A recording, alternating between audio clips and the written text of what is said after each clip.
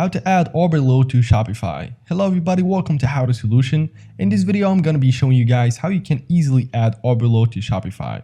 So all you guys need to do is log in into your Shopify account and simply click on Add Apps from over here.